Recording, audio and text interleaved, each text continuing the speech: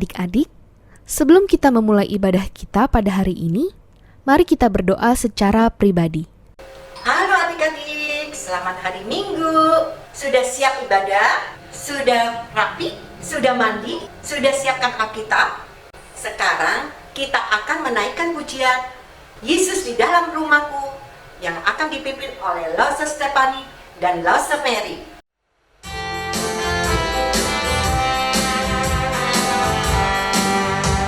Yesus di dalam rumahku, senang-senanglah, senang-senanglah, senang-senanglah. Yesus di dalam rumahku, senang-senanglah, senang-senanglah.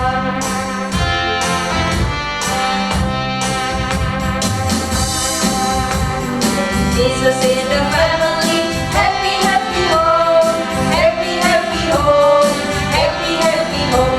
When Jesus in the family, happy, happy home, happy, happy home. Ini sekali lagi ya dalam bahasa Indonesia.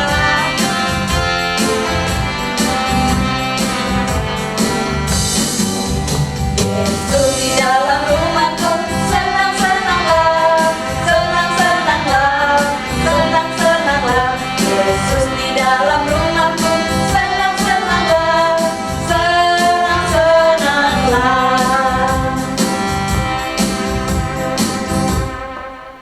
Adik-adik, mari kita bersama-sama berdoa.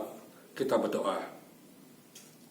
Ya Tuhan, terima kasih untuk pimpinan penyertaan Tuhan kepada kami. Kami bersyukur Tuhan pada hari ini kami kembali boleh bersama-sama mengikuti sekolah minggu. Tuhan tolong kami dapat mengikuti dengan baik. Dan kami berdoa mohon Tuhan pimpin menyertai dari awal hingga akhirnya sekolah minggu pada hari ini.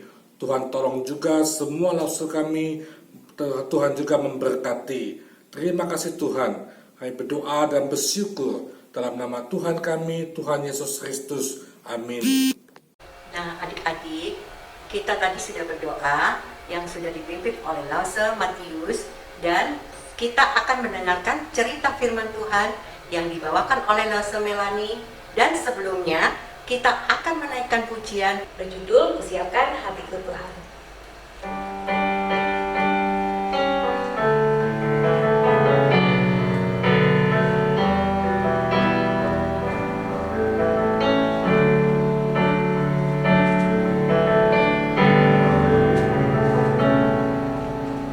Siapkan hatiku Tuhan untuk dengar firman-Mu saat ini. Ku sujud menyembah-Mu Tuhan, masuk hadirat-Mu saat ini. Curahkan urapan-Mu Tuhan bagi jemaat-Mu saat ini. Ku siapkan hatiku Tuhan untuk dengar firman-Mu.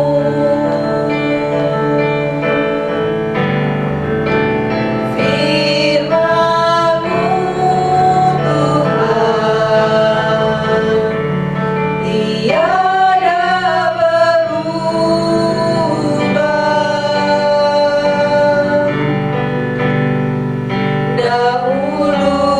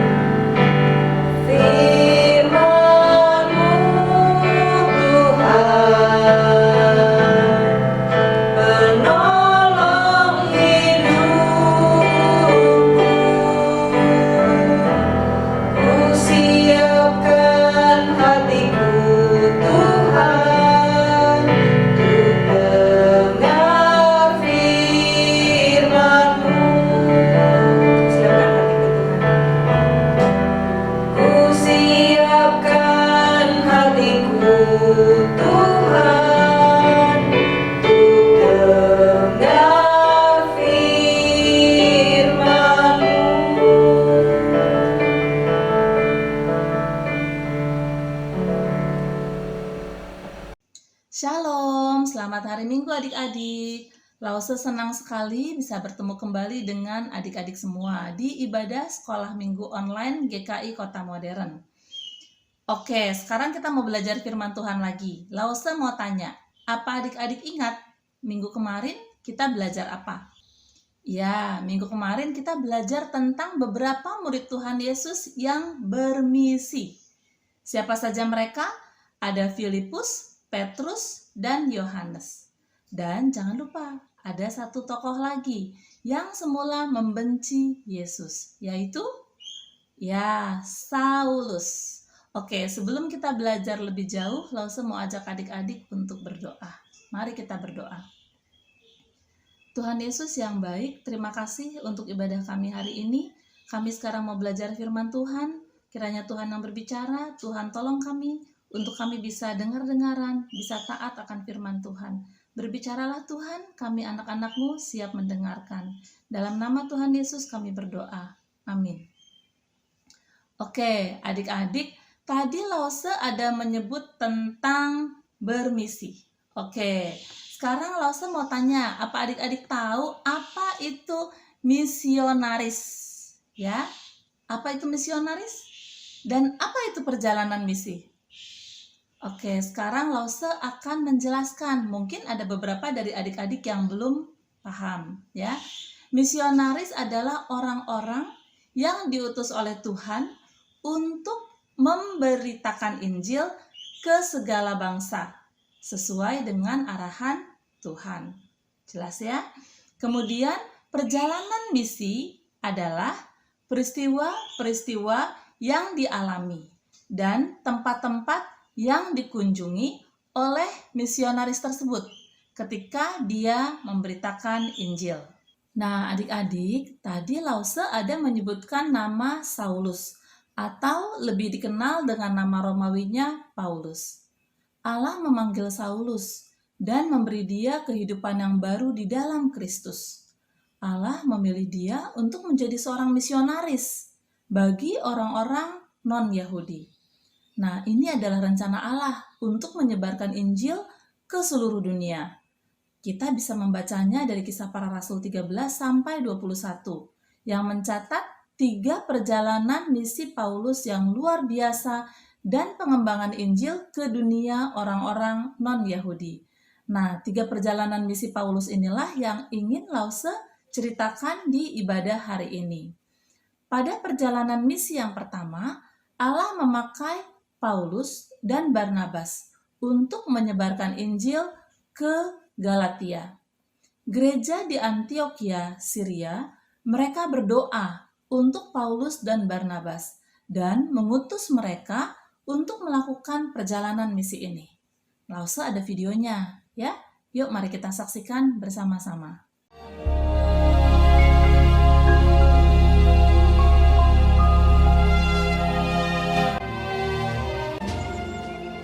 Barnabas dan Saulus kembali dari Yerusalem setelah mereka menyelesaikan tugas pelayanan mereka. Mereka membawa Yohanes yang disebut juga Markus. Pada waktu itu dalam jemaat di Antiokhia ada beberapa nabi dan pengajar, yaitu Barnabas dan Simeon yang disebut Niger, dan Lukius orang Kirene, dan Menahem dan Saulus. Pada suatu hari ketika mereka beribadah kepada Tuhan dan berpuasa, berkatalah Roh Kudus, "Khususkanlah Barnabas dan Saulus bagiku untuk tugas yang telah kutentukan bagi mereka." Maka berpuasa dan berdoalah mereka. Dan setelah meletakkan tangan ke atas kedua orang itu, mereka membiarkan keduanya pergi. Dan Yohanes menyertai mereka sebagai pembantu mereka. Oleh karena disuruh Roh Kudus, Barnabas dan Saulus berangkat ke Seleukia, dan dari situ mereka berlayar ke Siprus. Setiba di Salamis mereka memberitakan firman Allah di dalam rumah-rumah ibadat orang Yahudi. Mereka mengelilingi seluruh pulau itu sampai ke Pafos. Di situ mereka bertemu dengan seorang Yahudi bernama Bar Yesus. Ia seorang tukang sihir dan nabi palsu. Ia adalah kawan gubernur pulau itu, Sergius Paulus, yang adalah orang cerdas. Gubernur itu memanggil Barnabas dan Saulus karena ia ingin mendengar firman Allah. Tetapi Elimas, demikianlah namanya dalam bahasa Yunani, tukang sihir itu, menghalang-halangi mereka dan berusaha membelokkan gubernur itu dari imannya. Tetapi Saulus, juga disebut Paulus, yang penuh dengan Roh Kudus, menatap dia dan berkata, Hai anak iblis, engkau penuh dengan rupa-rupa tipu muslihat dan kejahatan. Engkau musuh segala kebenaran. Tidakkah engkau akan berhenti membelokkan jalan Tuhan yang lurus itu? Sekarang, lihatlah, tangan Tuhan datang menimpa engkau, dan engkau menjadi buta. Beberapa hari lamanya engkau tidak dapat melihat matahari. Dan seketika itu juga orang itu merasa diliputi kabut dan gelap. Dan sambil meraba-raba, ia harus mencari orang untuk menuntun dia. Melihat apa yang telah terjadi itu, percayalah gubernur itu, ia takjub oleh ajaran Tuhan. Adik-adik, tidak peduli kemanapun Paulus dan Barnabas pergi, siapapun yang mereka temui atau tantangan apapun yang mereka hadapi, Kristus memampukan mereka untuk menyampaikan kabar baik kepada orang lain dan melakukan berbagai mukjizat yang membuktikan bahwa mereka adalah utusan-utusan Allah. Bagaimana mereka bisa mempunyai keberanian, kekuatan, dan hikmat untuk melakukan tugas ini? Ya, Roh Kudus. Roh Kuduslah yang memberi kuasa kepada mereka. Sekarang, Lausa mau ajak adik-adik untuk sama-sama kita lanjutkan ke perjalanan misi yang kedua, di mana Allah memakai Paulus, Silas, Timotius, dan Lukas untuk memberitakan Injil ke Makedonia. Ya, mari kita saksikan video berikut ini.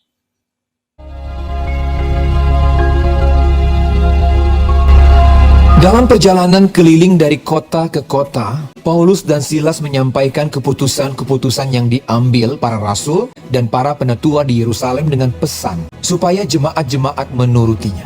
Demikianlah jemaat-jemaat diteguhkan dalam iman dan makin lama makin bertambah besar jumlahnya. Mereka melintasi tanah Frigia dan tanah Galatia karena Roh Kudus mencegah mereka untuk memberitakan Injil di Asia.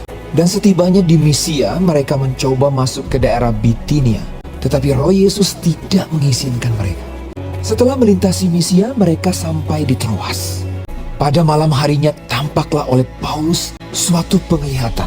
Ada seorang Makedonia berdiri di situ dan berseru kepadanya, katanya, "Menyeberanglah kemari dan tolonglah kami." Setelah Paulus melihat penglihatan itu, segeralah kami mencari kesempatan untuk berangkat ke Makedonia. Karena dari penglihatan itu, kami menarik kesimpulan bahwa Allah telah memanggil kami untuk memberitakan Injil kepada orang-orang di sana. Lalu kami bertolak dari Troas dan langsung berlayar ke Samotrake. Dan keesokan harinya tibalah kami di Neapolis. Dari situ, kami ke Filipi, kota pertama di bagian Makedonia ini, suatu kota perantauan orang Roma. Di kota itu kami tinggal beberapa hari. Pada hari Sabat kami keluar pintu gerbang kota. Kami menyusur tepi sungai dan menemukan tempat sembahyang Yahudi yang sudah kami duga ada di situ. Setelah duduk, kami berbicara kepada perempuan-perempuan yang ada berkumpul di situ. Seorang dari perempuan-perempuan itu yang bernama Lydia turut mendengarkan. Ia seorang penjual kain ungu dari kota Tiatira yang beribadah kepada Allah. Tuhan membuka hatinya sehingga ia memperhatikan apa apa yang dikatakan oleh Paulus. Sesudah ia dibaptis bersama-sama dengan seisi rumahnya, ia mengajak kami, katanya, Jika kamu berpendapat bahwa aku sungguh-sungguh percaya kepada Tuhan, marilah menumpang di rumahku. ia mendesak sampai kami menerimanya.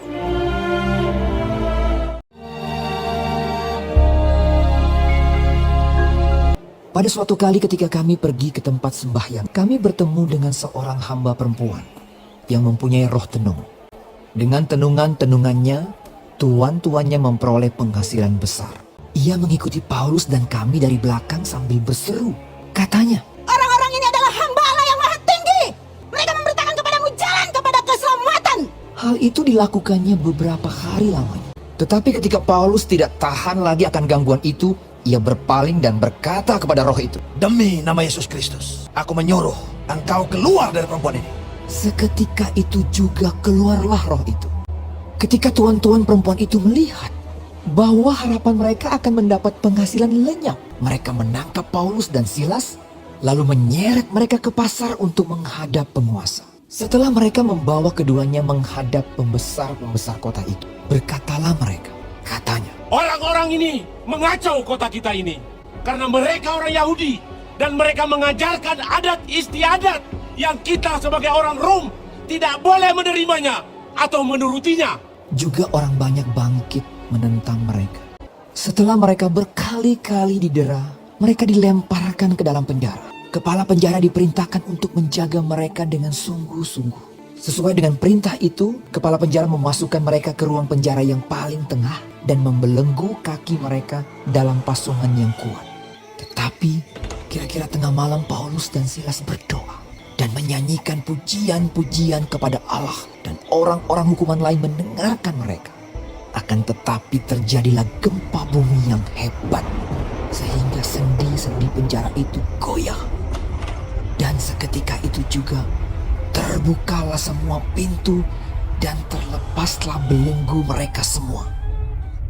Ketika kepala penjara itu terjaga dari tidurnya dan melihat pintu-pintu penjara terbuka, ia menghunus pedangnya hendak membunuh diri karena ia menyangka bahwa orang-orang hukuman itu telah melarikan diri. Tetapi Paulus berseru dengan suara nyaring. Katanya, Jangan celakakan dirimu, sebab kami semuanya masih ada di sini. kepala penjara itu menyuruh membawa sulung, lalu berlari masuk dan dengan gemetar tersungkurlah ia di depan Paulus dan Silas. Ia mengantar mereka keluar sambil berkata, Tuan-tuan, apakah yang harus aku perbuat supaya aku selamat? Jawab mereka, Percayalah kepada Tuhan Yesus Kristus dan engkau akan selamat, engkau dan seisi rumahmu. lalu mereka memberitakan firman Tuhan kepadanya dan kepada semua orang yang ada di rumahnya. Pada jam itu juga, kepala penjara itu membawa mereka dan membasuh bilur-bilur mereka. Seketika itu juga, ia dan keluarganya memberi diri dibaptis. Lalu ia membawa mereka ke rumahnya dan menghidangkan makanan kepada mereka. Dan ia sangat bergembira bahwa ia dan seisi rumahnya telah menjadi percaya kepada Allah. Setelah hari siang, Pembesar-pembesar kota telah menyuruh melepaskan kamu. Jadi keluarlah kamu sekarang dan pergilah dengan selamat. tetapi Paulus berkata kepada orang-orang itu, Tanpa diadili, mereka telah mendera kami, lalu melemparkan kami ke dalam penjara.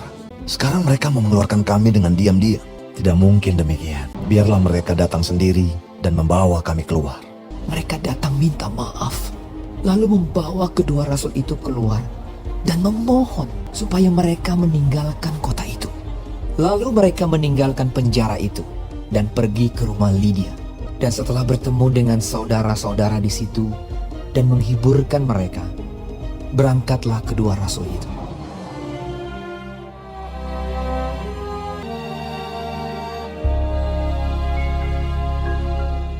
Paulus dan Silas mengambil jalan melalui Amfipolis dan Apolonia dan tiba di Tesalonika. Di situ ada sebuah rumah ibadat orang Yahudi.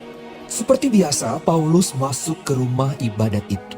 3 hari Sabat berturut-turut, ia membicarakan dengan mereka bagian-bagian dari kitab suci. Ia menerangkannya kepada mereka dan menunjukkan bahwa Mesias harus menderita dan bangkit bangkit dari antara orang mati. Lalu ia berkata, Inilah Mesias, yaitu Yesus, yang kuberitakan kepadamu. beberapa orang dari mereka menjadi yakin dan menggabungkan diri dengan Paulus dan Silas dan juga sejumlah besar orang Yunani yang takut kepada Allah dan tidak sedikit perempuan-perempuan terkemuka. Tetapi orang-orang Yahudi menjadi iri hati dan dengan dibantu oleh beberapa penjahat dari antara petualang-petualang di pasar, mereka mengadakan keributan dan mengacau kota itu. Mereka menyerbu rumah Yason dengan maksud untuk menghadapkan Paulus dan Silas kepada sidang rakyat. Tetapi ketika mereka tidak menemukan keduanya, mereka menyeret Yason dan beberapa saudara ke hadapan pembesar-pembesar kota sambil berteriak, katanya, Orang-orang yang mengacaukan seluruh dunia telah datang juga kemari. Dan Yason menerima mereka menumpang di rumahnya. Ketika orang banyak dan pembesar-pembesar kota mendengar semuanya itu, mereka menjadi gelisah. Tetapi setelah mereka mendapat jaminan dari Yason dan dari saudara-saudara lain, mereka pun dilepaskan. Tetapi pada malam itu juga segera saudara-saudara di situ menyuruh Paulus dan Silas berangkat ke Berea. Setibanya di situ, pergilah mereka ke rumah ibadat orang Yahudi. Orang-orang Yahudi di kota itu lebih baik hatinya daripada orang-orang Yahudi di Tesalonika, karena mereka menerima firman itu dengan segala kerelaan hati dan setiap hari mereka menyelidiki kitab suci untuk mengetahui apakah semuanya itu benar demikian. Banyak di antara mereka yang menjadi percaya, juga tidak sedikit di antara perempuan-perempuan terkemuka dan laki-laki Yunani. Tetapi ketika orang-orang Yahudi dari Tesalonika tahu bahwa juga di Berea telah diberitakan firman Allah oleh Paulus, datang jugalah mereka ke sana menghasut dan menggelisahkan hati orang banyak. Tetapi saudara-saudara menyuruh Paulus segera berangkat menuju ke pantai laut. Tetapi Silas dan Timotius masih tinggal di Berea. Orang-orang yang mengiringi Paulus menemaninya sampai di Athena, lalu kembali dengan pesan kepada Silas dan Timotius supaya mereka selekas mungkin datang kepadanya.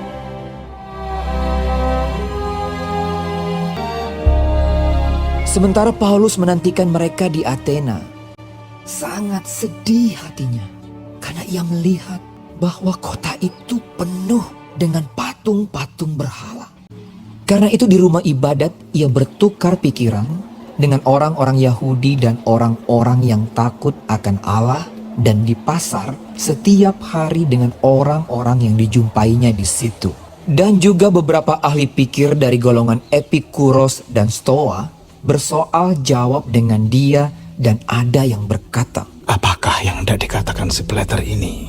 Tetapi yang lain berkata, Rupa-rupanya ia adalah pemberita ajaran dewa-dewa asing. sebab ia memberitakan Injil tentang Yesus dan tentang kebangkitannya. Lalu mereka membawanya menghadap sidang Areopagus dan mengatakan, Bolehkah kami tahu ajaran baru mana yang kau ajarkan ini? Sebab engkau memperdengarkan kepada kami perkara-perkara yang aneh. Karena itu kami ingin tahu, apakah artinya semua itu? Paulus pergi berdiri di atas Areopagus dan berkata, Hai orang-orang Athena, aku lihat bahwa dalam segala hal kamu sangat beribadah kepada dewa-dewa. Sebab ketika aku berjalan-jalan di kotamu dan melihat barang-barang pujaanmu, aku menjumpai juga sebuah mezbah dengan tulisan, kepada Allah yang tidak dikenal. Apa yang kamu sembah tanpa mengenalnya? Itulah yang kuberitakan kepada kamu. Allah yang telah menjadikan bumi dan segala isinya. Ia yang adalah Tuhan atas langit dan bumi. Tidak diam dalam kuil-kuil buatan tangan manusia. Dan juga dia tidak dilayani oleh tangan manusia, seolah-olah ia kekurangan apa-apa. Karena dialah yang memberikan hidup dan nafas dan segala sesuatu kepada semua orang, supaya mereka mencari dia. Sebab di dalam dia kita hidup, kita bergerak, kita ada. Sebab kita ini dari keturunan Allah juga. Kita tidak boleh berpikir bahwa keadaan ilahi sama seperti emas atau perak atau batu. Maka sekarang Allah memberitakan kepada manusia bahwa di mana-mana semua mereka harus bertobat. Karena ia telah menetapkan suatu hari pada waktu mana ia dengan adil akan menghakimi dunia oleh seorang yang telah ditentukannya. Sesudah ia memberikan kepada semua orang suatu bukti tentang hal itu dengan membangkitkan dia dari antara orang mati. Ketika mereka mendengar tentang kebangkitan orang mati, maka ada yang mengejek dan yang lain berkata, Lain kali saja kami mendengar engkau berbicara tentang hal itu. Lalu Paulus pergi meninggalkan mereka. Tetapi beberapa orang laki-laki menggabungkan diri dengan dia dan menjadi percaya. Di antaranya juga Dionysius, anggota majelis Areopagus, dan seorang perempuan bernama Damaris, dan juga orang-orang lain bersama-sama dengan mereka.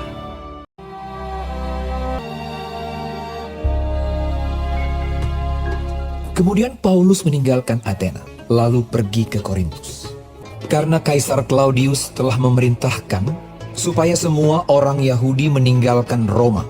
Di Korintus ia berjumpa dengan seorang Yahudi bernama Aquila, yang berasal dari Pontus. Ia baru datang dari Italia dengan Priscilla, istrinya. Paulus singgah ke rumah mereka. Ia tinggal bersama-sama dengan mereka. Dan karena mereka melakukan pekerjaan yang sama, mereka bekerja bersama-sama. Karena mereka sama-sama tukang kemah. Dan setiap hari Sabat, Paulus berbicara dalam rumah ibadat dan berusaha meyakinkan orang-orang Yahudi dan orang-orang Yunani. Ketika Silas dan Timotius datang dari Makedonia, Paulus dengan sepenuhnya dapat memberitakan firman, di mana ia memberi kesaksian kepada orang-orang Yahudi bahwa Yesus adalah Mesias. Tetapi ketika orang-orang itu memusuhi dia dan menghujat, ia mengepaskan debu dari pakaiannya dan berkata kepada mereka, Biarlah darahmu tertumpah ke atas kepalamu sendiri. Aku bersih, tidak bersalah. Mulai dari sekarang aku akan pergi kepada bangsa-bangsa lain. Maka keluarlah ia dari situ, lalu datang ke rumah seorang bernama Titius Justus, yang beribadah kepada Allah dan yang rumahnya berdampingan dengan rumah ibadat. Tetapi Krispus, kepala rumah ibadat itu, menjadi percaya kepada Tuhan bersama-sama dengan seisi rumahnya. Dan banyak dari orang-orang Korintus yang mendengarkan pemberitaan Paulus menjadi percaya dan memberi diri mereka dibaptis. Pada suatu malam, berfirmanlah Tuhan kepada Paulus di dalam suatu penglihatan. Jangan takut, teruslah memberitakan firman, dan jangan diam. Sebab aku menyertai engkau, dan tidak ada seorang pun yang akan menjamah dan menganiaya engkau, sebab banyak umatku di kota ini. Maka tinggallah Paulus di situ selama 1 tahun 6 bulan, dan ia mengajarkan firman Allah di tengah-tengah mereka. Wah, seru sekali perjalanan misi Paulus dan rekan-rekannya ya. Mereka mengalami banyak sekali tantangan, tapi Tuhan Yesus senantiasa menyertai mereka. Sekarang Lause mau tanya, seandainya ada orang-orang yang mentertawakan kalian, mentertawakan adik-adik karena kita orang Kristen, bagaimana tanggapan kalian? Kita harus memegang teguh iman kita ya adik-adik, dan kita bisa memakai kejadian atau momen ini untuk menceritakan tentang Tuhan Yesus, supaya orang-orang yang mengejek kita pun bisa mengenal kasih Tuhan, bisa memperoleh keselamatan di dalam Tuhan Yesus. Nah, tapi kadang kita ragu, kadang juga kita takut. Lalu harus bagaimana? Kalau seperti itu, adik-adik bisa berdoa. Kita memohon kepada Roh Kudus untuk memberikan kita hikmat, memberikan kita keberanian, sehingga apa yang kita lakukan itu semua sesuai dengan keinginan Tuhan, ya, sesuai dengan kehendak Tuhan dan bagi kemuliaan nama Tuhan. Baik, sekarang Lause mau melanjutkan ke perjalanan misi yang ketiga.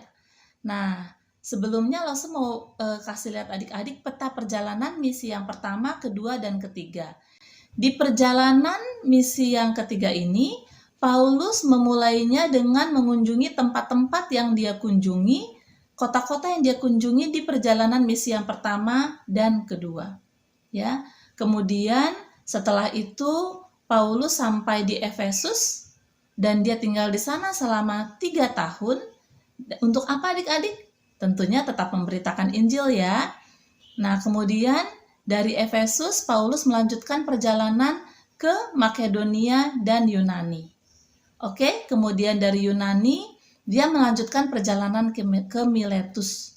Oh ya adik-adik, ketika dia ada di Yunani, di Troas, ada satu kejadian yang Paulus alami.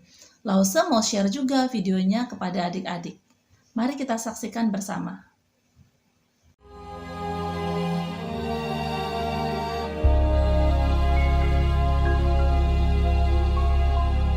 Kami berlayar dari Filipi dan 4 hari kemudian sampailah kami di Troas.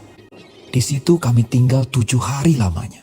Pada hari pertama dalam minggu itu, ketika kami berkumpul untuk memecah-mecahkan roti, Paulus berbicara dengan saudara-saudara di situ, karena ia bermaksud untuk berangkat pada keesokan harinya. Pembicaraan itu berlangsung sampai tengah malam. Di ruang atas, di mana kami berkumpul, dinyalakan banyak lampu. Seorang muda bernama Eutikus duduk di jendela. Karena Paulus amat lama berbicara, orang muda itu tidak dapat menahan kantuknya. Akhirnya ia tertidur lelap dan jatuh dari tingkat ketiga ke bawah. Tetapi Paulus turun ke bawah. Ketika ia diangkat orang, ia sudah mati.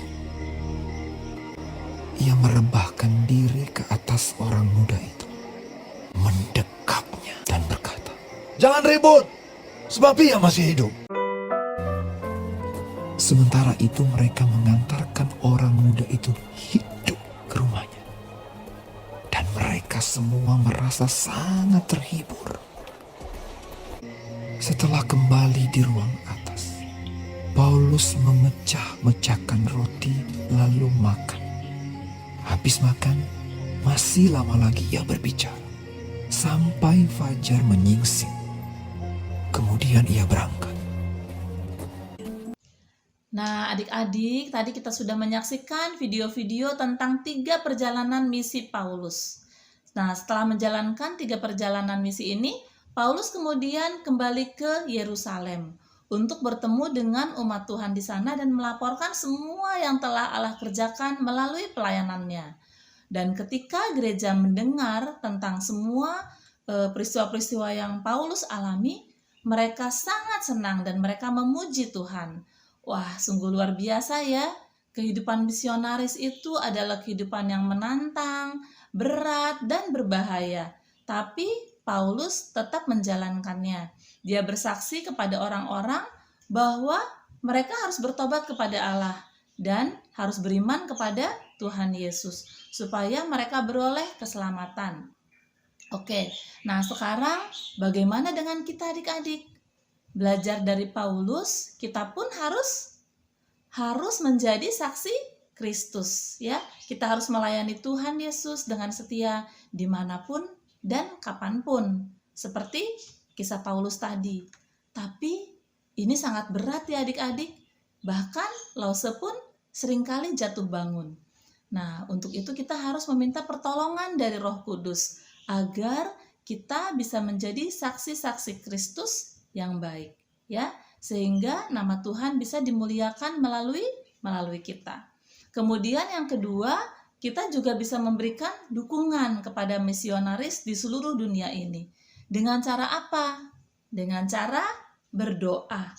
Kita bisa berdoa untuk Bapak Pendeta, untuk Lause-Lause, dan jangan lupa untuk Lause Rola dan Lause Del yang menjadi misionaris bagi adik-adik sekolah minggu di Papua. Ya, kita bisa berdoa untuk semua pelayan Tuhan. Bahkan mungkin di antara adik-adik ada yang Tuhan taruhkan keinginan, ada yang Tuhan berikan kemampuan untuk ketika kalian besar nanti bisa menjadi Lause atau menjadi pendeta atau menjadi misionaris.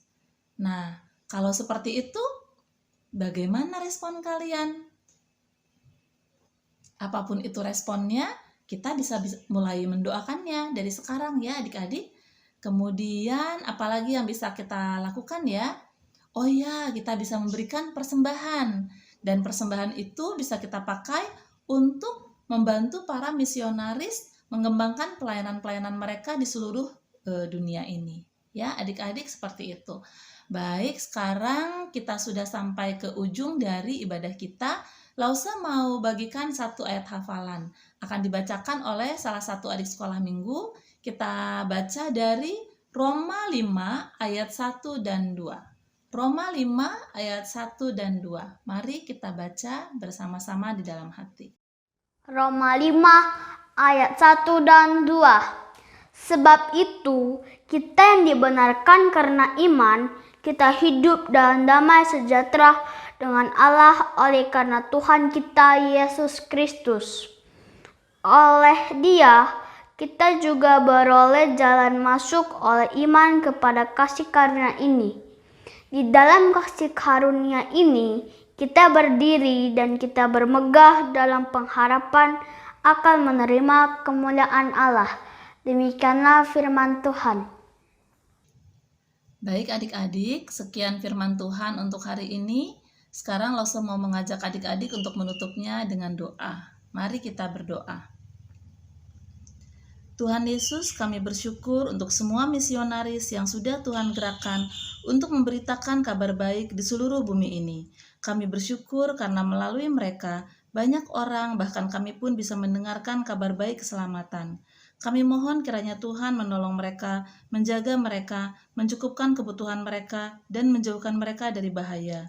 Tuhan, tolong kami juga anak-anak Tuhan, agar dapat mendukung pelayanan misi dengan doa, dana, dan daya, sesuai dengan apa yang Tuhan taruhkan di dalam hati kami. Terima kasih Tuhan Yesus, hanya di dalam nama-Mu kami berdoa. Amin. Oke adik-adik, selamat hari Minggu. Tetap setia menjadi saksi-saksi Kristus. Tuhan Yesus memberkati. Nah, adik-adik, seru ya cerita firman Tuhan hari ini tentang perjalanan misi Paulus. Mengapa Paulus mau bersusah-susah menyebarkan Injil? Sebab Yesus hidup. Mari kita menaikkan pujian sebab Dia hidup.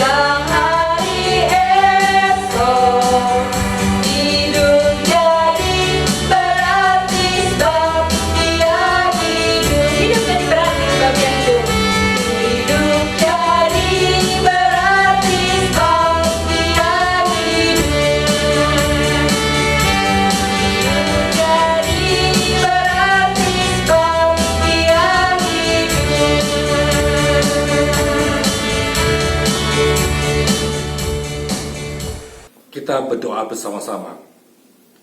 Tuhan, terima kasih Engkau sudah memimpin dan menyertai sekolah minggu pada hari ini. Terima kasih untuk semua yang sudah melayani dan juga khususnya untuk Lause yang sudah menyampaikan firman Tuhan. Tuhan memberkati semuanya. Tuhan juga tolong kami sungguh-sungguh dapat mengaplikasikan firman Tuhan dalam kehidupan kami sehari-hari. Ya Tuhan, kami juga mohon Tuhan menyertai kami, memberkati kami, memberkati juga orang tua dan saudara-saudara kami. Tuhan juga tolong dan memberkati semua lausu kami. Terima kasih Tuhan, biarlah kami senantiasa hidup memuliakan nama Tuhan dan hidup kami berkenan kepada Tuhan. Kami berdoa dan bersyukur dalam nama Tuhan kami, Tuhan Yesus Kristus. Amin. Kita pujikan Bapa, terima kasih.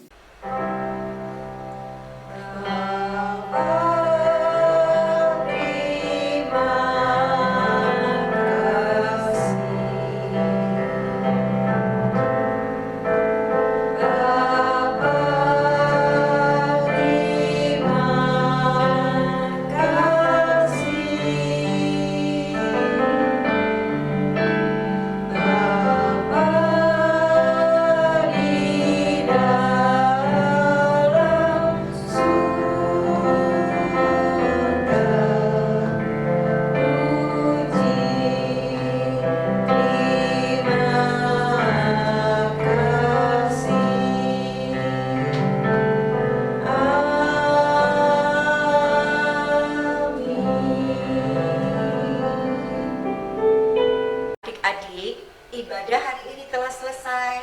Lose Meme mengucapkan terima kasih kepada Lose Melani yang sudah membawakan firman Tuhan, kepada Lose Matius yang sudah memimpin doa, juga kepada Lose Stefani dan Lose Mary yang sudah memimpin pujian, juga adik-adik yang sudah setia ibadah, dan sampai jumpa. Selamat hari Minggu, Tuhan memberkati.